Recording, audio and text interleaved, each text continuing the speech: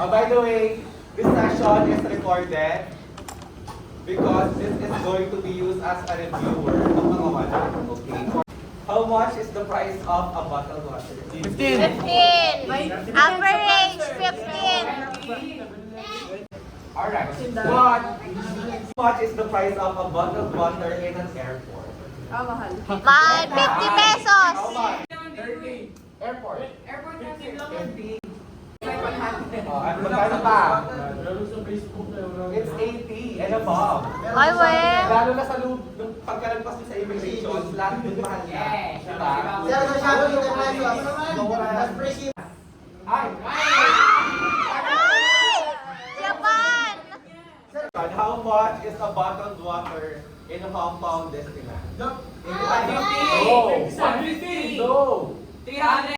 Sir, saan, sir? 300 pesos. Yeah. The price of a bottled water under normal circumstances in a normal place is just 15 pesos, 20 pesos.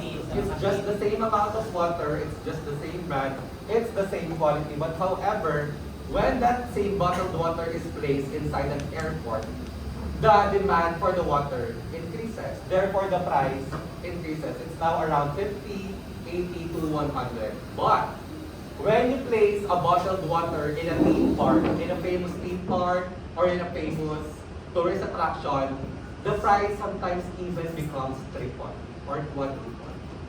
So, Pip, if you guys will go to Disneyland, bring your own tumbler. Kasi may mga water fountain doon that you guys can avail. And it's for free. Sir, ba't dito sa Pilipinas walang ganun eh? Yung water fountain. Meron sa iba. Sa Monte, meron. Sa ibang schools meron. Meron sa Monte. Tsaka sa ibang schools. So for today's discussion, we are going to talk about the second marketing mix, which is place. And learning objectives. Can you guys please read? 1, 2, 3, go. You should be Be able to do the following. Learn the significance of placement or distribution strategies in entrepreneurship. Identify the distribution adopted by businesses. Perfect. Alright, when we talk about things, Jaden, can you please read? Read. Where and how the company distributes the product to consumers. Alright. When we talk about place, it is the physical location. It also involves how the manufacturer or how the retailers distributes these products to the consumers. Distribution channel is the process of getting the product or services from the manufacturers to the end consumers. Guys, when you buy Coca-Cola, where do you get them? 7-Eleven. Sari-sari store. Sari-sari store. Yeah, but are those supermarkets, 7-Eleven stores, the one making the Coca-Cola? Yeah, they are just Merchandising. retailers. Di ba? Na-experience nyo na ba bumili mismo sa warehouse ng Coca-Cola? No! That is purely impossible unless you guys are wholesalers or distributors. Let's first proceed the first type of distribution channel. So it's the direct distribution. The manufacturer or producer directly distributes the product to the end consumer. Just like what I said about Coca-Cola. If you guys will purchase directly from them, that is an example of a direct distribution. So diretso na, wala nang middleman, wala nang pumapagitna sa kanila, wala nang retailer, agent, wala nang distributor. Diretso na yung product sa consumer. And then when we say indirect distribution, it involves selling through an intermediary. What are intermediaries? Sari-sari store. Middleman, yeah. They're the ones who are making the selling process easier and more convenient to consumers. Kasi sila yung mas nagbababa ng mga products sa consumers para mas maging accessible sa lahat. What do you think is the advantage of indirect versus direct? Direct po, doon na mismo galing sa manufacturer. Mahirap, di ba? Sila lang kasi.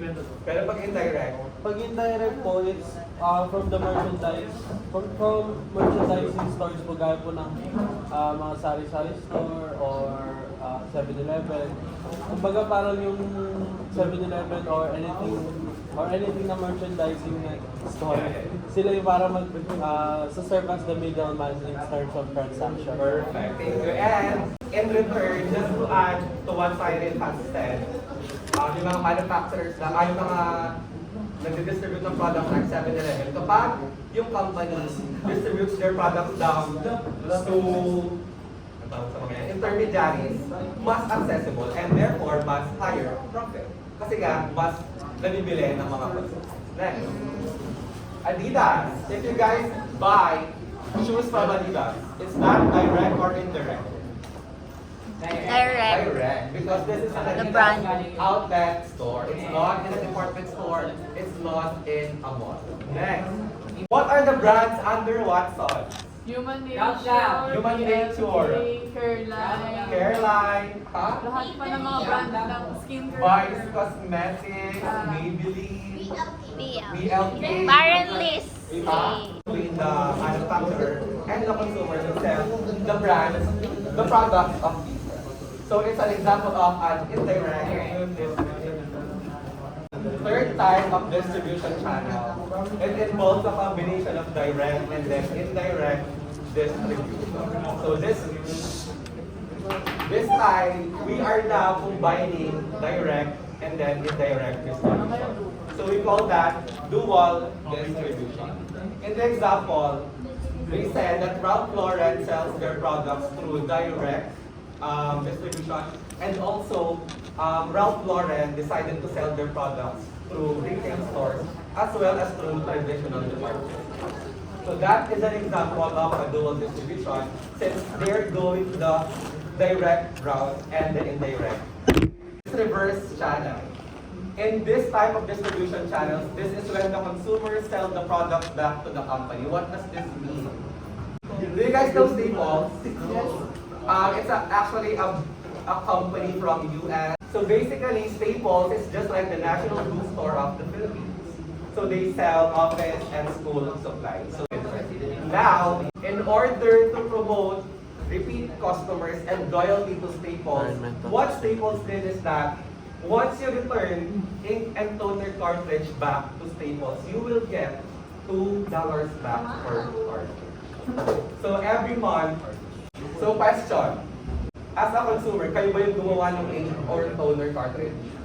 No. It is Staples, di ba? You're just returning the products back to the company. And that is an example of a reverse distribution. Alright, distribution strategy. Intensive distribution. Products are distributed to as many retail outlets as possible. Just like what you guys are seeing in typical grocery or supermarket. Yeah, intensive. As in, walang tinatago, walang hinuhord. Lahat gusto nilang mabenta sa market for daily consumption.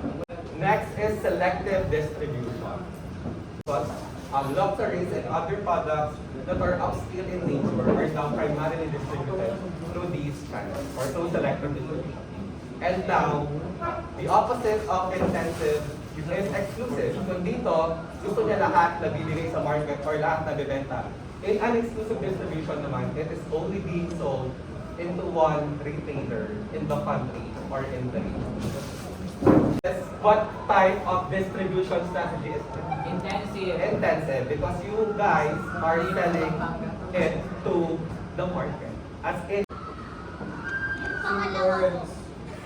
Selected. selective distribution.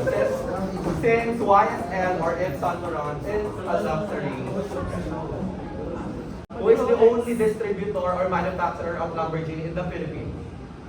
Sila lang. Yung Lamborghini sa Manila, sa BGC. Therefore, they are an example of a selective distribution. Kasi sila lang. Pero pag retailer ng Apple products sa Tarlac, Power Mac. Mac. Power Mac. pipeline. So therefore, Wala pa Power Mac.